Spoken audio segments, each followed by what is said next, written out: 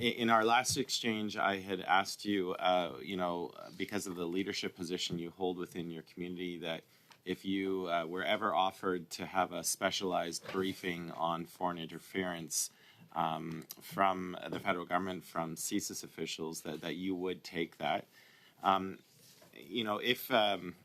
If you had won the leadership race and found yourself in the House of Commons as the leader of the Conservative Party, would you still hold that same view that as a leader of a federal party, given the grave nature and threat of foreign interference in Canada, would you still hold the view that it would be incumbent upon you as a federal party leader to receive briefings so that you could be best equipped to help out in any way that you can?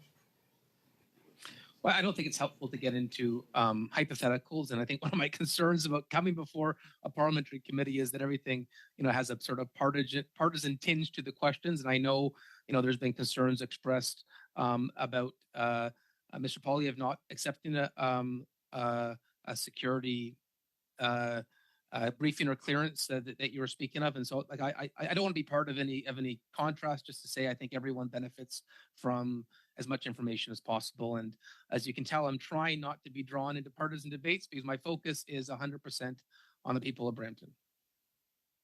And I think we'll just leave your answer as it is. I respect that. I guess maybe I'll end with this. I only have a minute left, but you are very well aware of the threats that are being posed currently in Canada, specifically from the government of India.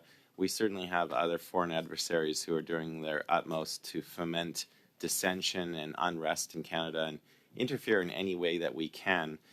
Maybe I'll just give you another opportunity as a mayor of a very large urban center with a very highly a high population of racialized Canadians.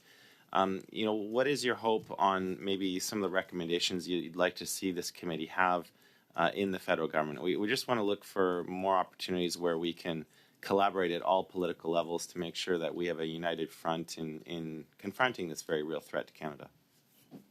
Well, I think it's fair to say that diaspora communities in Canada are concerned. And so what is the consequence of foreign intervention? What is the consequence if a consul general crosses the line or goes into the gray? I think, in the example of the extrajudicial killings and the dispute, in the extreme case, you see a diplomat removed from Canada. But what safeguards are there for instances that may be less definitive? And so I think there needs to be clarity in terms of what is appropriate conduct in Canada and what isn't. And I think there's a lot of foreign intervention that is in the gray that I think would be helpful for my residents, and I think many Canadians, if it was made more clear of what is not tolerated in Canada.